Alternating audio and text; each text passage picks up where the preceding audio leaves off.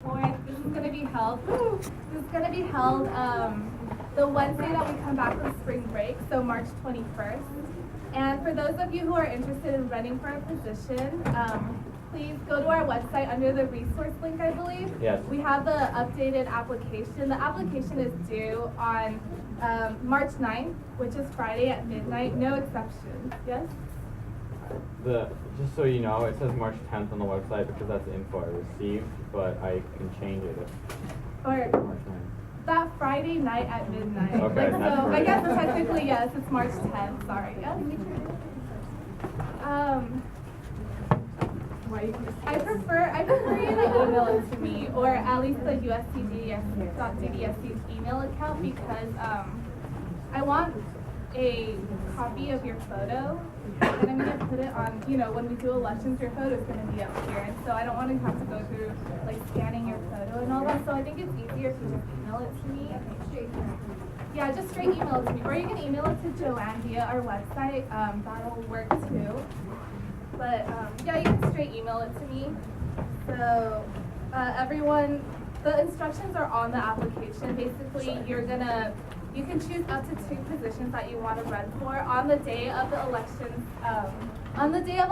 you're gonna do a 1-minute speech, around 1-minute speech, talking about yourself, why you're the best fit person for the position, and yeah, that's gonna be elections coming up. So make sure you submit your application soon. Also, on the website, we have a new section called events.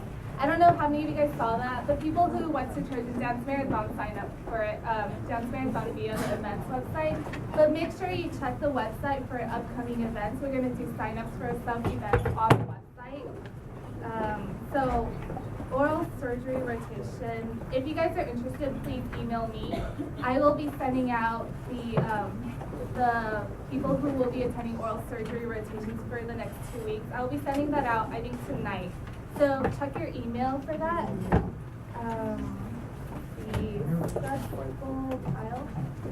So scrub pool is going to be on the weekend of April 13th. I just want to take a hand count of what sport you guys prefer. Usually we do soccer and football, so I guess we'll stick with that. Yeah. So soccer. How many people prefer soccer? For So we're going to be competing against the pre-meds, and we're going to beat them. We're going to win. So how many people prefer soccer? Keep your hands up. Graham and Julian also count. Okay. And then how many people prefer Football.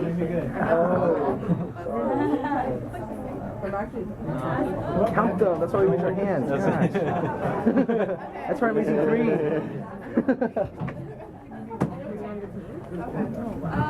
Football. Okay, football it is. Yeah, we'll get back to you on this. I'm very slow in responding to. As expected, they're pre-meds. Anyhow, moving on, Ryan's going to talk to you guys about the banquet. Okay, so we're going to have the end of the year banquet on April 19th, and it's going to be at the Bonaventure Brewing Company downtown, out on the patio area. So I'll be sending out an email soon for RSVPs because I need at least like a rough estimate of the number before I make the reservation.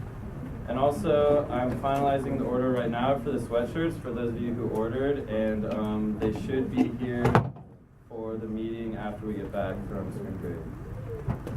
Cool. Okay, so Joanne's going to be talking about Case Western. I know some of you guys were interested in hearing from Case Western. So how many of you got my email about the Case Western presentation?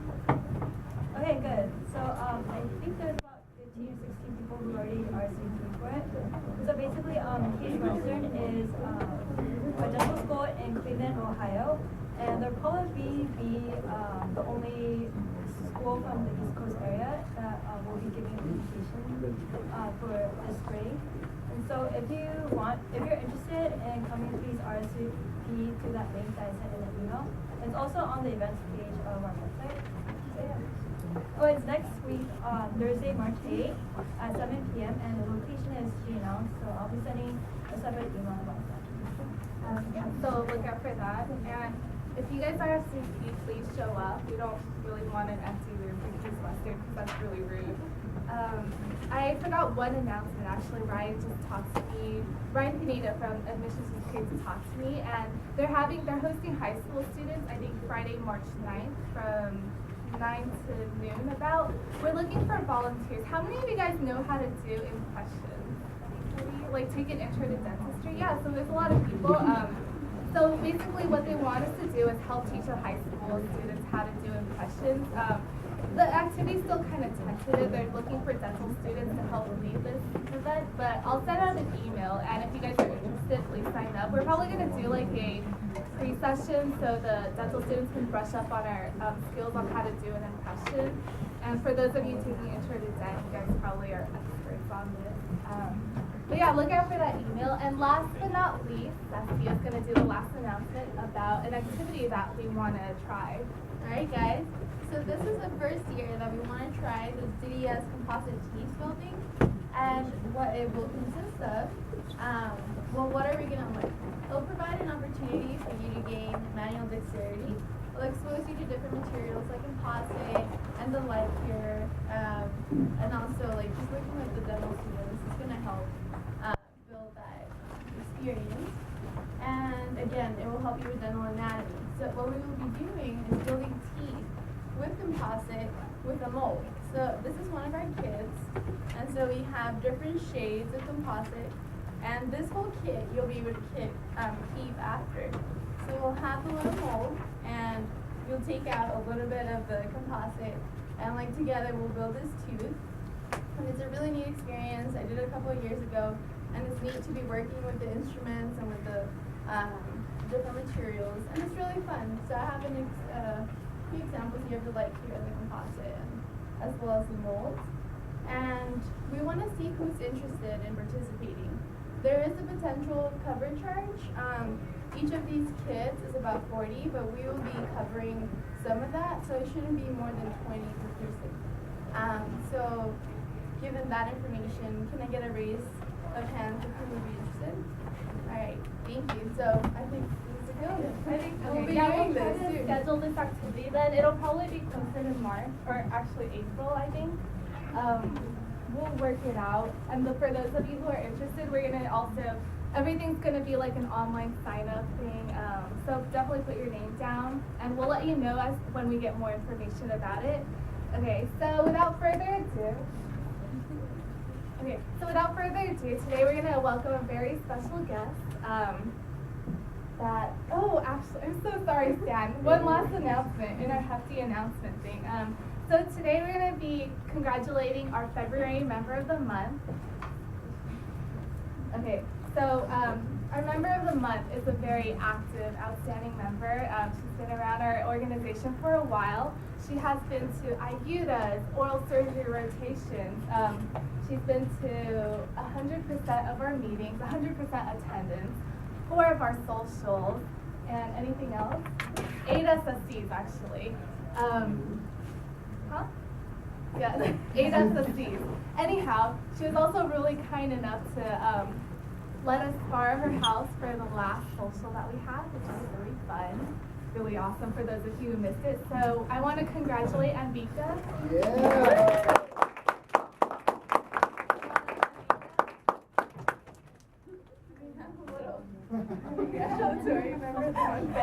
Banner. So if you could stay around after the meeting, I want to take a picture with you. Congratulations. Welcome our very special guest, Dan Constantino from the University of the Pacific. He's going to be talking with us today. Can we give him a warm welcome?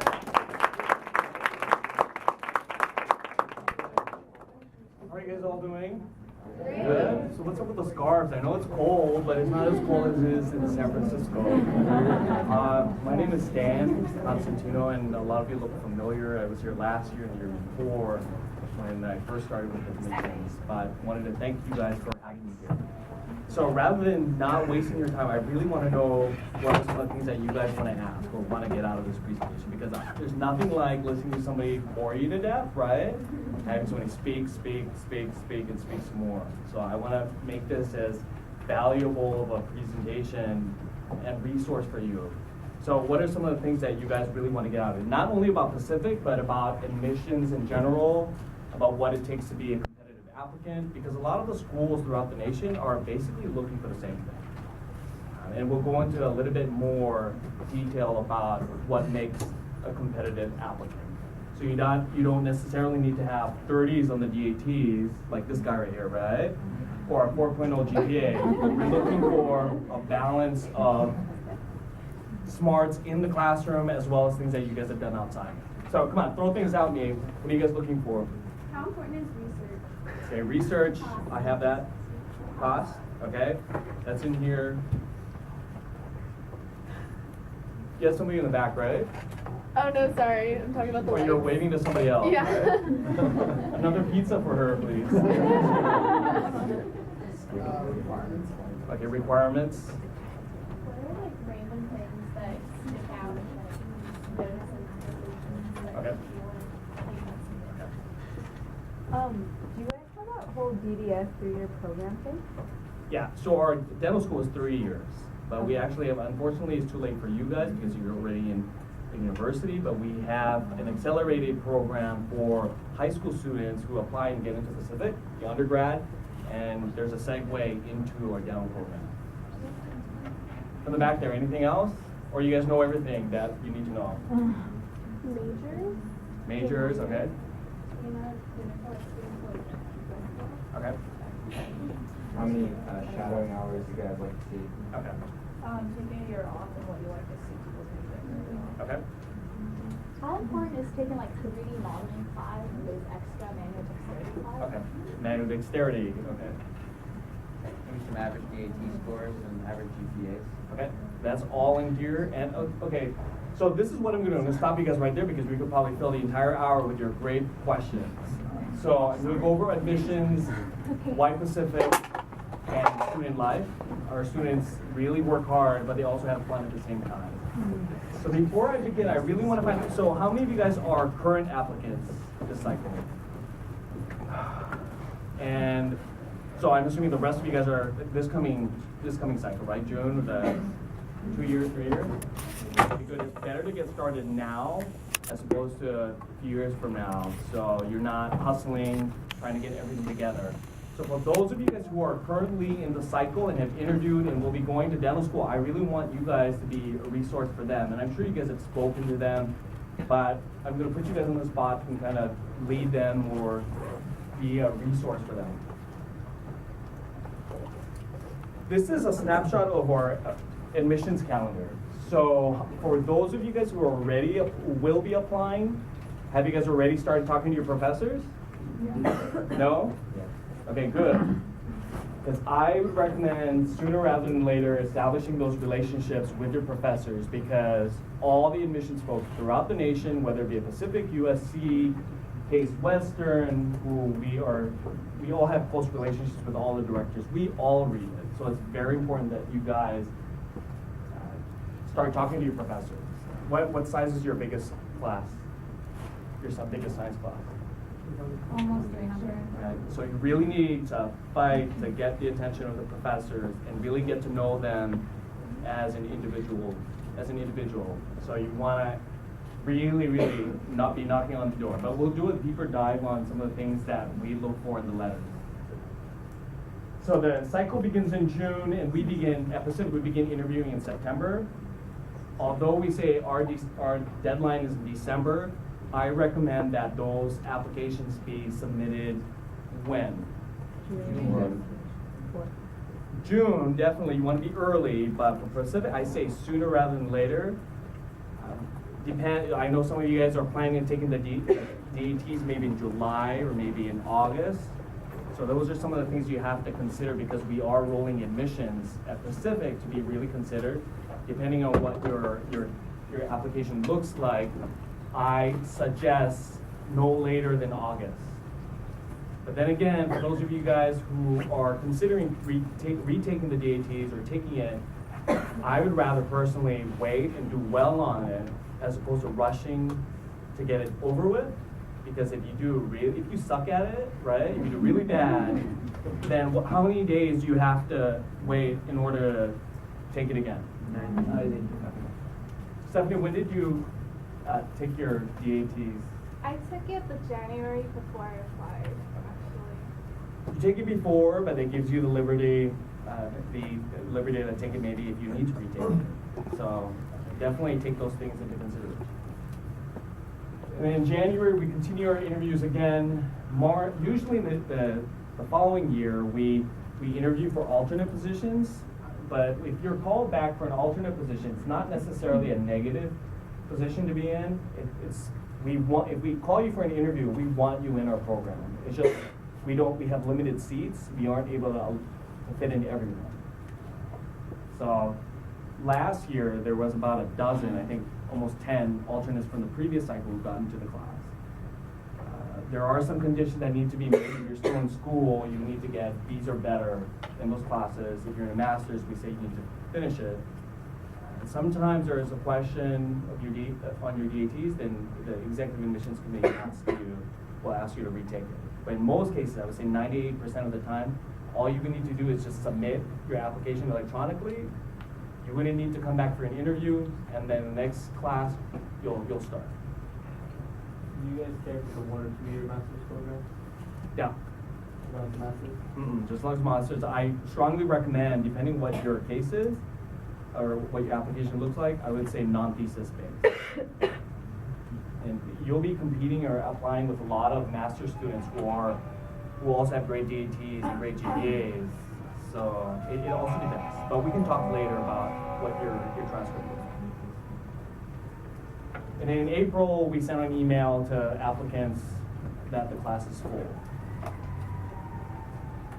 Cycle opens in June, sooner rather than later, just another reminder. Here's some statistics for our first year class. So for our first year class, we had 3,000 applications.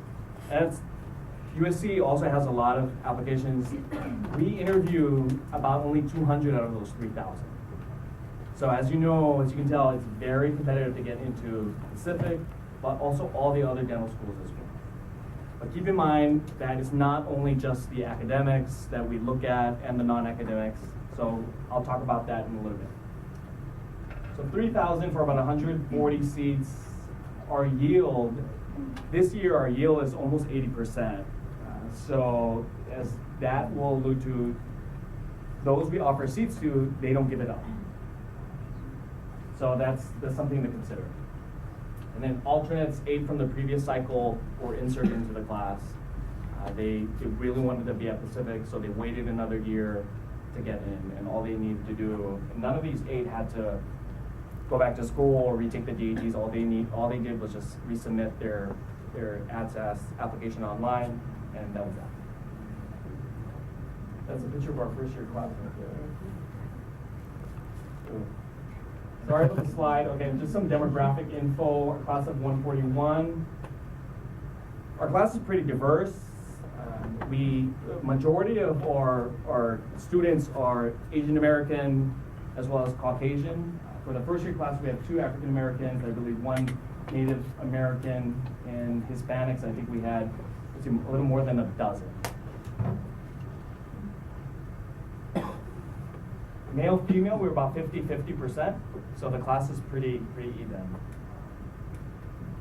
And these are members of our first year class right here.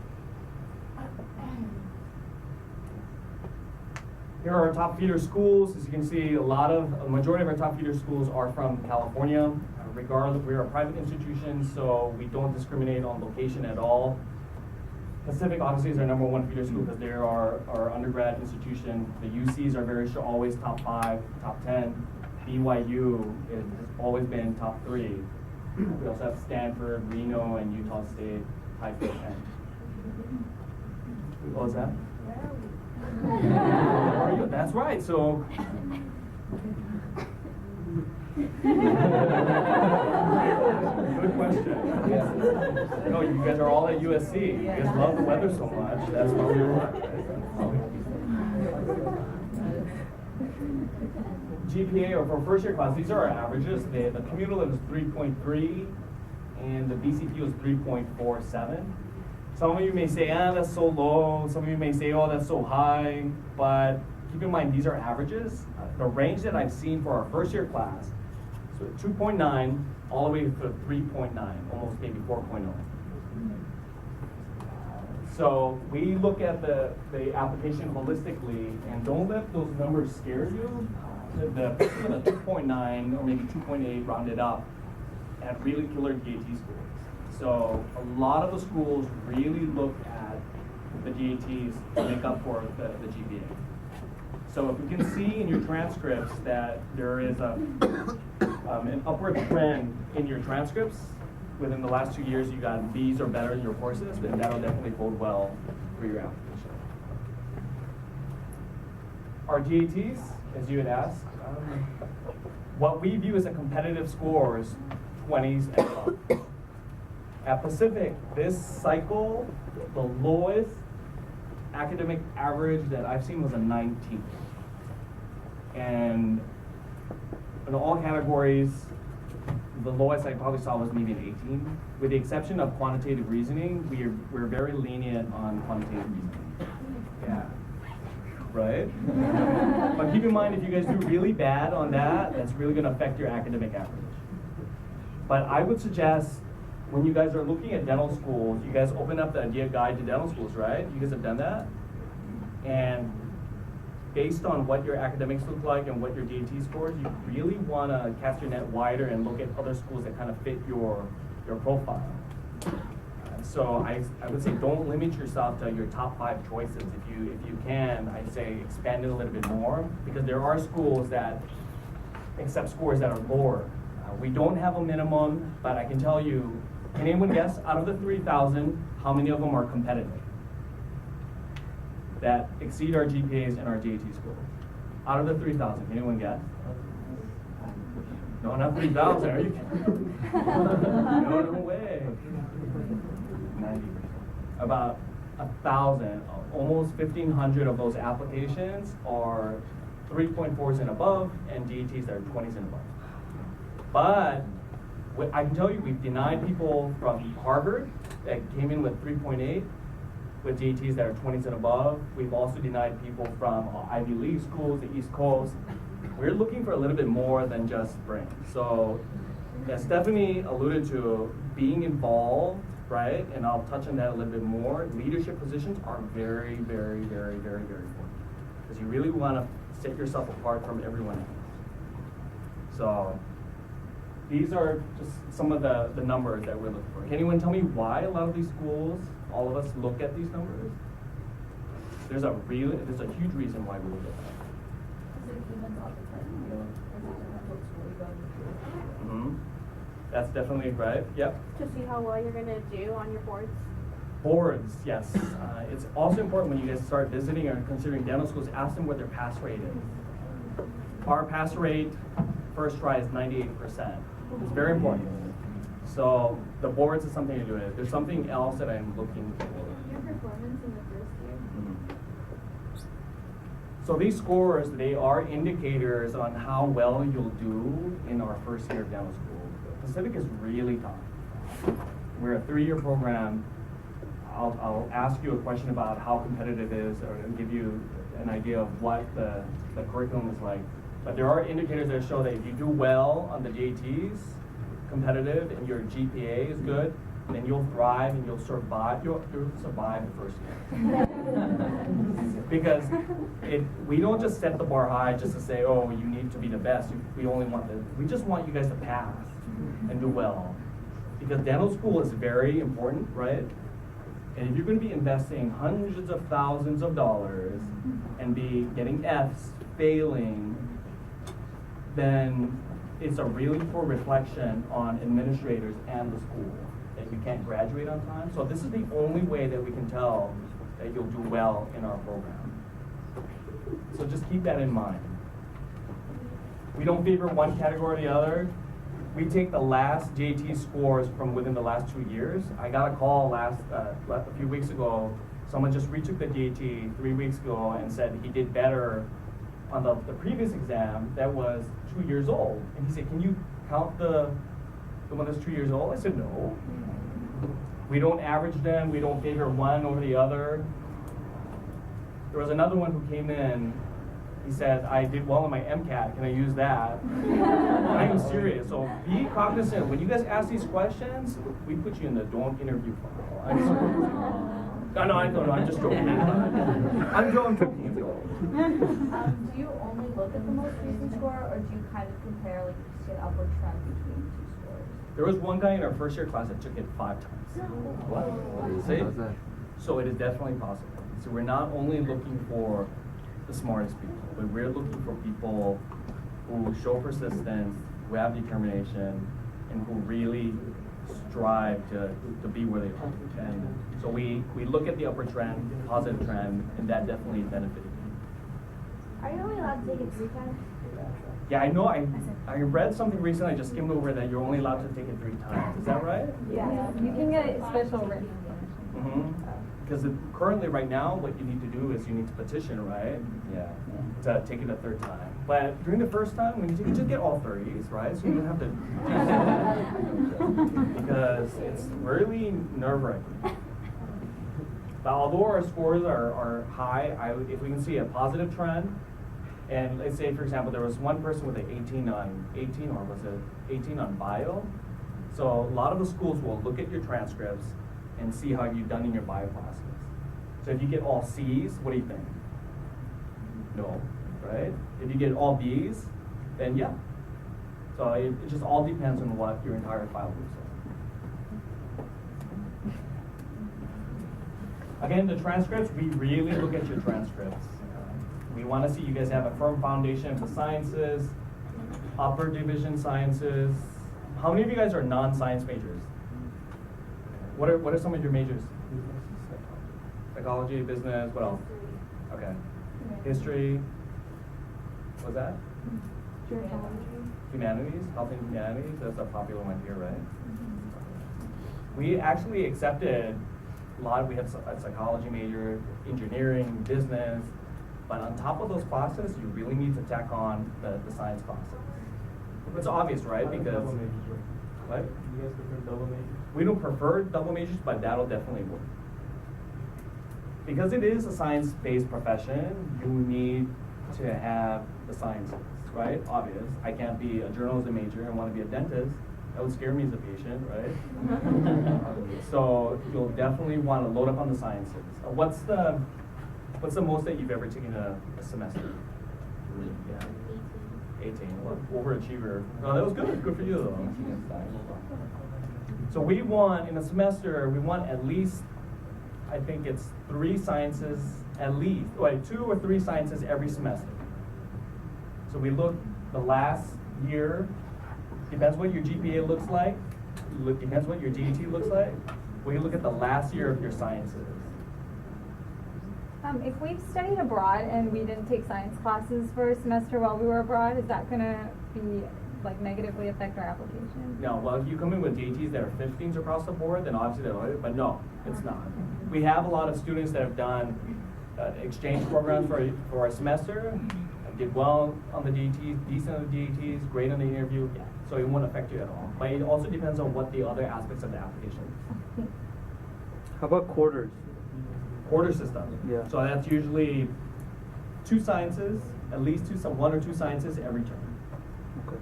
Again, we really look at that only to see how successful, how well you'll do in our first year. Because in your first year of dental school, you're going to be thrown all these books, all this stuff at you. And if we can see that you've done well in those sciences every year, every semester, then we know that you'll pass.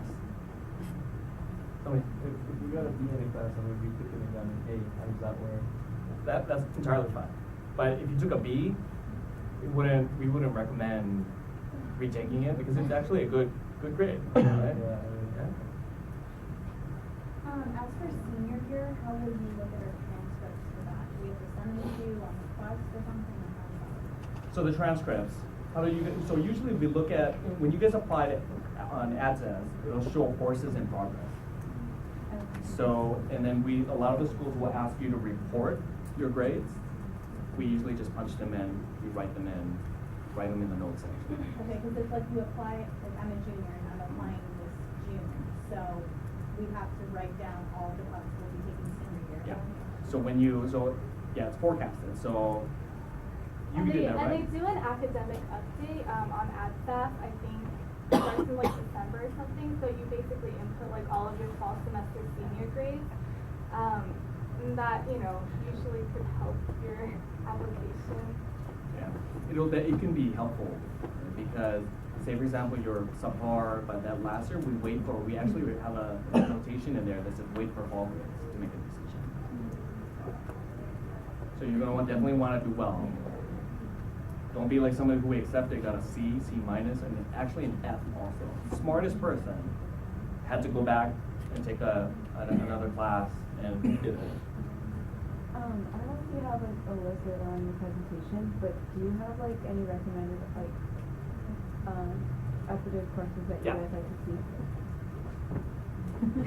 Thank you. See, I paid her. See, nice transition. So we recommend all of these. We're not just saying just to take it. We're actually doing this for your own good. I know I sound like an old man, like a parent. I'm not that much older than you guys, but we tell you guys to take these because, can anyone tell me why? You'll be seeing these in your first year.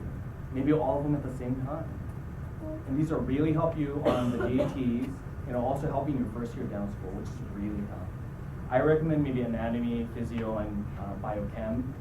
Histology, micro, not so much, but knock yourself off if you want to. But I'm a transfer student. I took some courses on community college. Does that make any difference? we accept community college coursework. There are a lot of schools that don't. So when you guys are applying also, make sure that you guys look at the schools and what their requirements are and make sure they accept them. We highly recommend they from a four-year university, but they're definitely transferable and they will accept them. But we found that when you guys take courses, when students take courses from a community college, they really don't do too well on the DTs. But then you could prove us wrong, right? Have you taken it yet? No. Okay, see? Interview. So, any other questions on the academic part of it? So it's really hard to get an interview at Pacific. It's easier to get more accepted. We do a holistic review of the application, and we go through the application with a fine-tooth comb. So it's not just the grades, it's also things that you've done outside of the classroom. We do a holistic review, so obviously the academics, which I went over, coursework, DATs, the GPA. We also look at the non-academic side. We interviewed a few from USC here, Stephanie, Lauren. So not only did they exhibit a lot of academics, but also the non-academics. Letters of recommendation, we really look at that. We require 3, 2 from science professors, and 1 from any one of your choice. And what do you think we're looking for in a letter of recommendation? Consistency. Interest. I can tell you that a lot of schools get bored reading the same cookie cutter type of stuff. And character. We're not looking at that the student has like personality. So it's not so much getting B's and A's, the top 5% of the class. But we're also looking for your relationship with other students in the class, your relationship with the professor, because that's very important. You're going to be a doctor, and we want to see those interpersonal skills. I can tell you there have been a few, some of the most competitive applicants that we didn't invite, and their letters wasn't very motivated, and I'm being honest. Communication skills were okay. And there was another one, lazy, tardiness. I'm serious, and that is something that you guys do not want. So my recommendation is, it's almost always a scary thing when you get letters of recommendation, because it'll ruin, depending what school you go to, but for us, yeah, if we don't know you on a personal basis, then it'll definitely affect your status. So when you approach someone, not a faculty member, it's not so much the class that you got an A in, but someone you've asked, can you write a positive letter of recommendation? So you guys should really ask that. And make sure there's letterhead, there's a contact information, because there's some from Southern California that were typed on just Microsoft Word blank document. So those are put on the side. It's very important that you guys do that. What was that again? So there was a letter of recommendation that came in. There's no letterhead, no contact information, just the name of the professor and the school. So that's a little thing because the majority of the faculty members, it's on letterhead. So just some things that housekeeping item to remember. Extracurricular and leadership activity is also very important. Dental experience, somebody had a question about the number of hours. 40 hours minimum of a general practitioner. Not an orthodontist. There was somebody who applied, great grades, great DTs, kind of an ass in person, but we won't go into that. But you need to be, it needs to be 40 hours minimum at a general dentist. Because before you become an orthodontist or oral surgeon, you need to be a dentist first, right?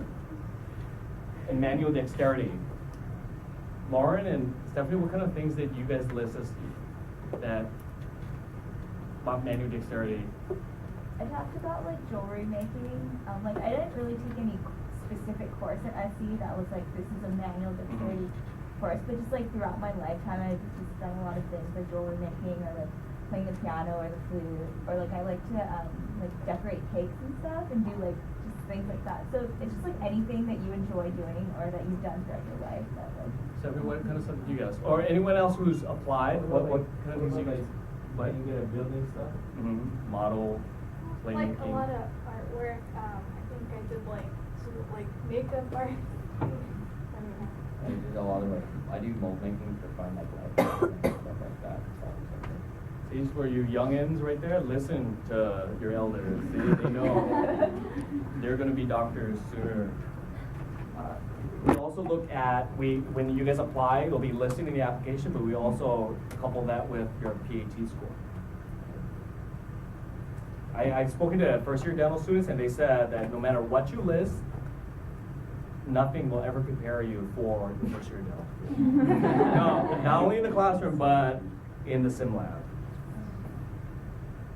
Everything listed here, is it ranked in order what you put volume on? Yeah, it is. No, it's not. No, it's not.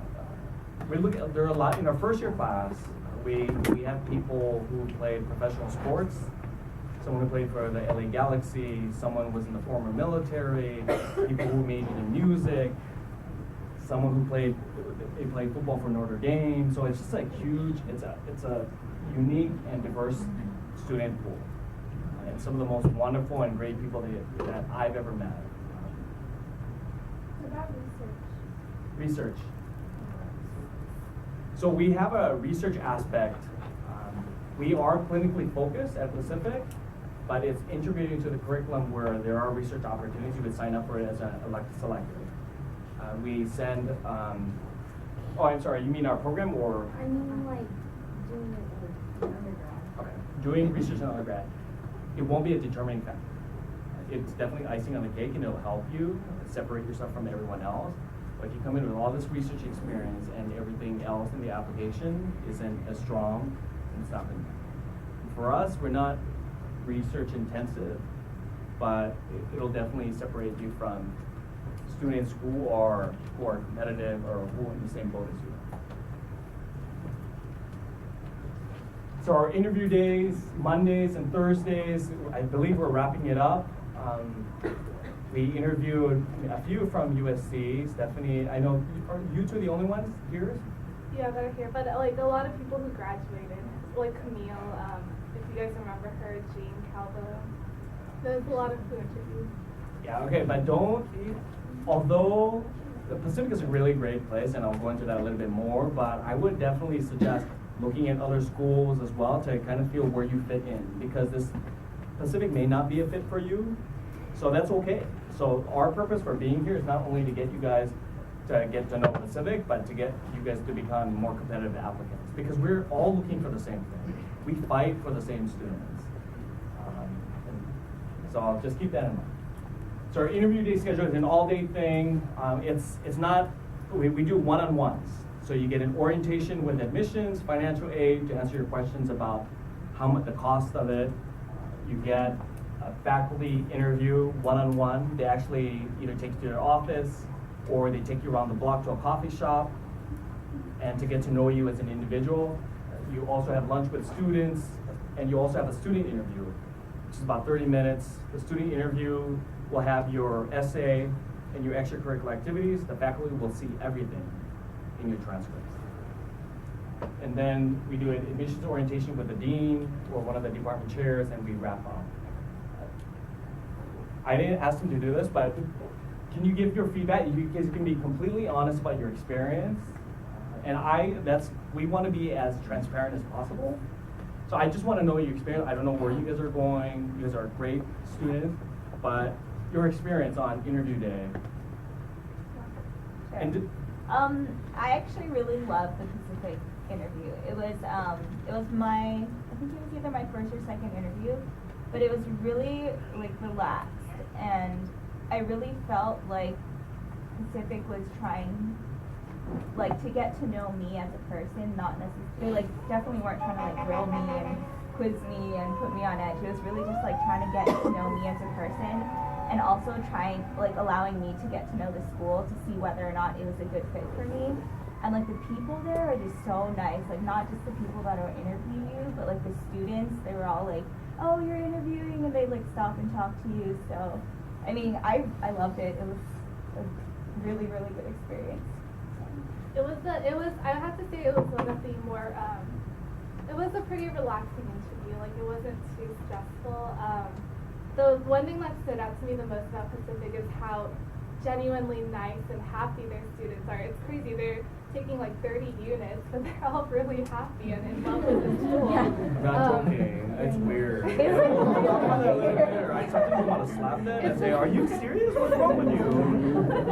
Yeah, so it's laid back and it's relaxed. Because you guys have busted your butt. If you get an interview, you've busted your butts. You've done really well. So this is our way to get to know you as an individual. So we already went through your transcripts and we know that you're capable, but we just want to get you as an individual. Because we're really big on knowing who you are. What are some of the, I know that as far as the interview, there are tough questions, but you guys really got to keep in mind that in any interview, the woman, my dean. Are you guys good to Sandy? Yeah. I love Sandy. Are you guys? I love your admissions office. They are awesome. I wish I could work here. I totally would. You can tell them after I leave. Like, okay, getting back to the interview now. You guys have had all jobs before, right? So you guys got to really be prepared for the tough questions as well. When you guys are interviewing, you guys want to put your best feet forward, not only one foot, but both feet, right? I will be honest with you, there's somebody competitive that came in a few weeks ago and just threw everyone off with some of the statements that he made. For example, he was considering living in one part of San Francisco, which wasn't really safe. So he said, I'll just carry a gun in my bag and I'll be the gun-toting general. You stupid? Right? You can see that. Dumb, right? You cannot do that. So make sure, I know USC is going to prepare you well, but make sure that, oh, no, I'm so sorry. I'm from Hawaii, I'm from the country, and it's a hood in my opinion, so I turned out all right. It's called Eva Beach. Look it up. More would be some tough questions to ask us or something that would throw us off. Okay, some tough questions. What are your weaknesses? Long-term goals? What are some of the tough questions that from not Pacific but other schools that you guys have interviewed at? Or those who've interviewed, feel free to chime in. There's one school that asks a lot of ethics. Yeah, and those are probably the most difficult ones. There's no right answer, and so you're sitting there and trying to talk this ethical dilemma out with your interviewer, and I thought that would be tough. If they didn't do that at Pacific. It depends who your interviewer is, but just be prepared for it. Ethics, yeah. Is the interview at Pacific, is it group or individual? Individual. You get together in the morning, say hi to everybody. We come in there, we start pepping you guys up, and then you guys separate. They come and pick you up. Sometimes they walk around the block. They bring you to a coffee shop. They're off office, it's one-on-one. How do you like consider people with like family members who want to If you're not competitive, then it was not gonna happen. Although we love legacy, but if you come in, you won't, or students won't pass, won't do well. So we value them, but you're in the same boat. They'll definitely be looked at, right? Out of the 3,000, we pull them and we look at them. It doesn't guarantee them an interview, but we look at them. But I can tell you sometimes they're not the most competitive, but we do look at them. So ethics, critical thinking is also very important to really consider, so make sure you guys do that. There's also another one, a few weeks ago, I don't know, I hope he wasn't there when you guys were there. He carried a model with him, a model that he made, right? And I won't go into detail what it was a model of. Use good judgment when you guys talk to dental schools, when you guys interview. Yeah, talk about suicide. Yeah, you don't want no naked things or no X-rated stuff. So we're looking at communication skills, establish how, so it basically just translates how you're going to be in the clinic, right? We're looking at communication, it's very, very important. And this could also be a determining factor how well, whether you get accepted or not. Because you're going to be a doctor, and if you're going to be in the operatory and the patient, your doctor can't talk to you, then why be a doctor if you can't communicate a treatment plan?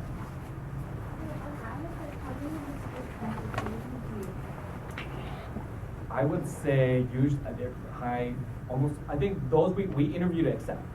Oh wait, yeah, we interview to accept. So high 90s, I would say. Usually, those we interview, we want to accept, and it's just the communication or the interview that'll seal the deal. So I would say the yield, those we offer seats to, maybe around 60% almost all the time. Then you also have to consider scholarships that are out there as well. So that 40% is probably that, and maybe fit for the program. We're expensive. We're not the most expensive, but we are expensive. But when you guys consider dental school, look at the investment. Our students borrow annually about 260, almost 300,000 every year. Oh no, I'm sorry, not every year. Sorry, no, for your 3 years. But I just had to make sure you guys were awake, right? You definitely did. So 260, almost 300,000 for the entire program. But if you look at the average income is 200,000, and by the time you guys get done, it'll be more than that. That investment, if you times it 200,000 by what, 20 years, that's $1 million, multi-million-dollar investment for 260. We're a 3-year program. That 4th year, while some of the other classmates are still in school, you'll be out practicing to start your post-doctoral or your specialty program way before some of your other colleagues. Our students, 90+% get financial aid. They're set up with depending on your need. So it's definitely, we have students who have kids as well. And San Francisco is expensive, so that's probably one of the reasons why our numbers are really high. Very important to ask what the default rate is of the schools. Ours is a little less than 1%, I think it's 0.7. Nationally, it's 7%. So it just shows that our students have been able to pay off their loans on time.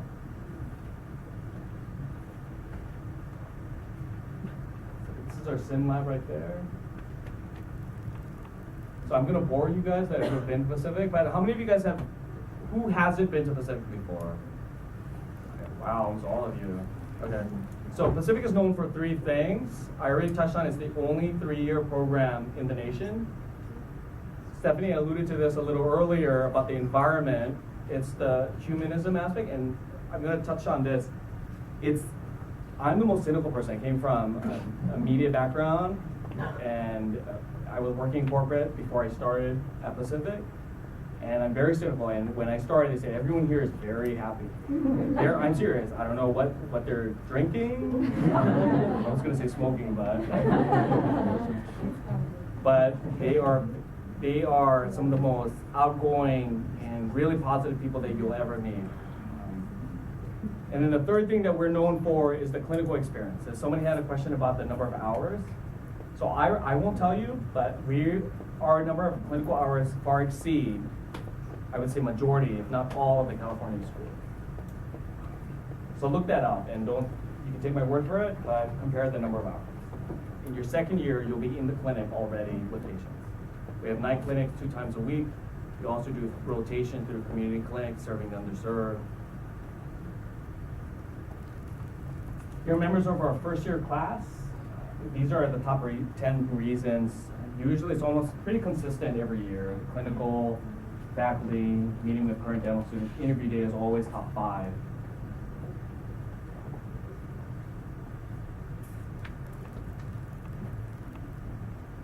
Okay, our first year, all dental schools is the toughest. Ours, you said you took 18. Quarterly, we're a quarterly system, we're 3 years. We're actually 4 years squeezed into 3, but we do that year round. Anyone tell me how we do that? How long is your summer?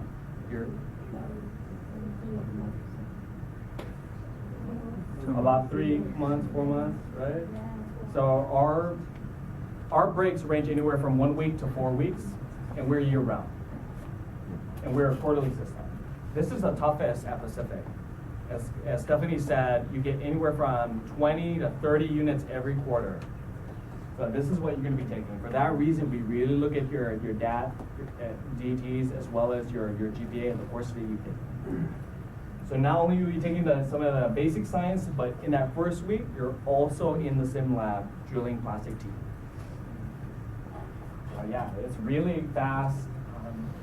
It's tough, but a lot of our students say it's manageable. It's not subject knowledge, but it's just how you're able to manage it. White coat ceremony, this was last year. You guys have it, USC has it the week before, right? Or the week when you first start school? Us, it's your second year. So it's just basically, it's a segue. Congratulations, you're ready to be in the clinic. It's in your second year because you deserve to be in the clinic. More than 1,000 people attend that. Our second year, you're in the clinic already practicing on patients in your second year. It's half day. You'll have your classes in the morning, your rotations through our clinics.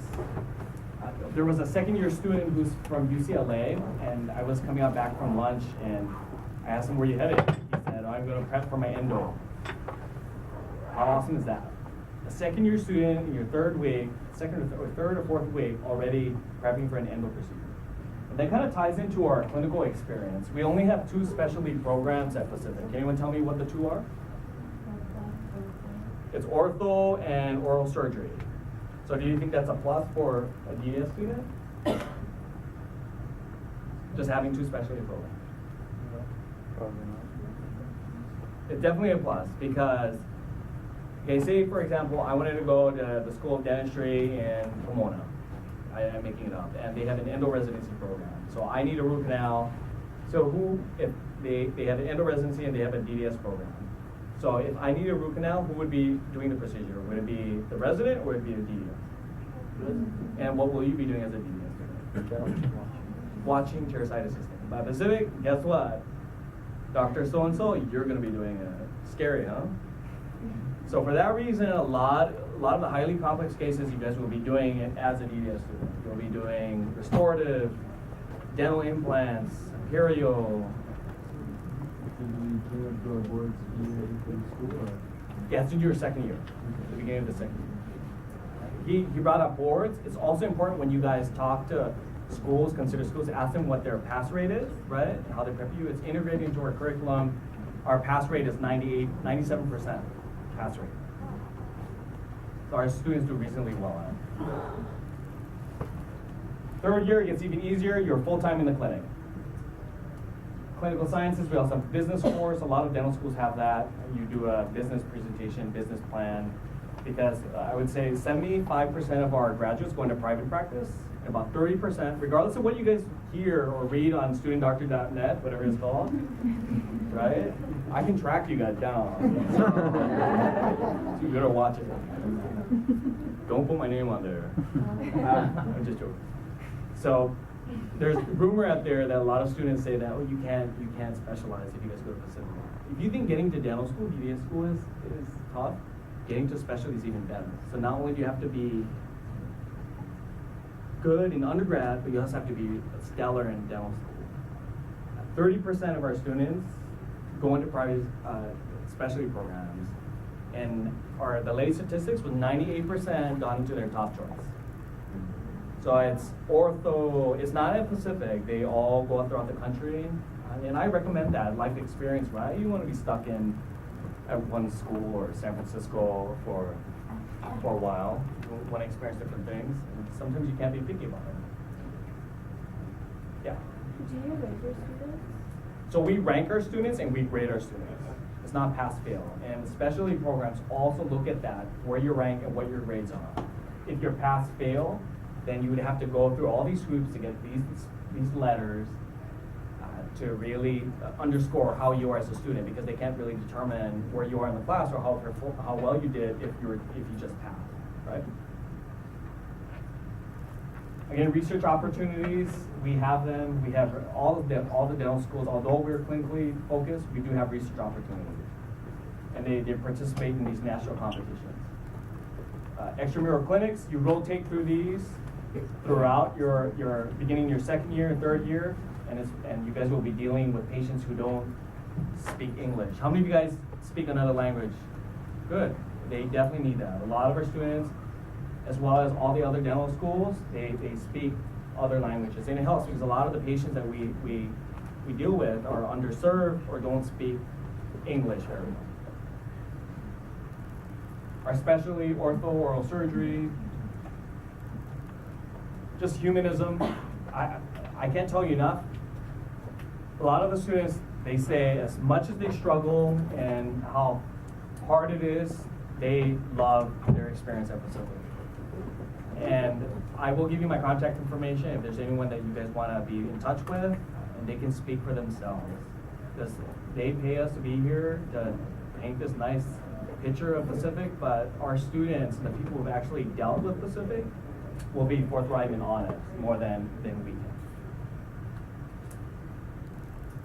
This is our dental school. How many of you guys haven't been to San Francisco?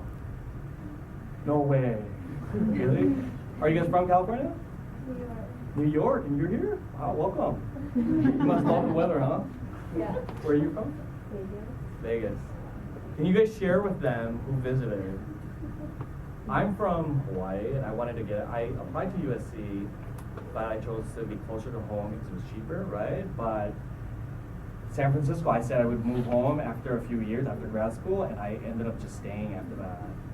Can anyone share what their experience is? Not what it's like to be in San Francisco? I'm from actually 3 blocks away from your school. You are? And Okay. from Pacific Heights, and I can tell you that the neighborhood is one of the best neighborhoods in San Francisco. It's very safe, people are very friendly, easily accessible anywhere through like bus and transportation. I didn't pay him, by the way. I don't know who he is, but thank you. Who else has been to San Francisco and about what it's like? It's very expensive, I can tell you that, right? But people make a good living there. It's very diverse as well. People, public transportation, regardless of you LA people don't take, I take the bus, right? I take the Muni. Even rich people take the Muni, okay, in San Francisco. BART, the restaurants are great. You can walk, you can eat Ethiopian food, all kinds of food from throughout the world, and it's just, it almost feels like you're on vacation when you're there. The weather is cold. It's cold. But you're in school anyway, so that's okay.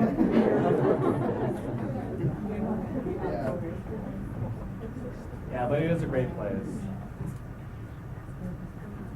That's where he lives right there. See, that's your house, right? I He shares a house with Mrs. Doubtfire. That's Mrs. Doubtfire. Robin Williams, Daniel Steele.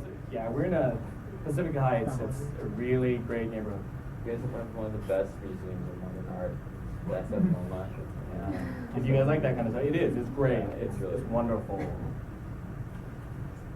We're in Pacific Heights. Great place, restaurants, eateries. Some pictures are sim lab. You're assigned to a sim station indoors all year. Our main clinic. We're moving.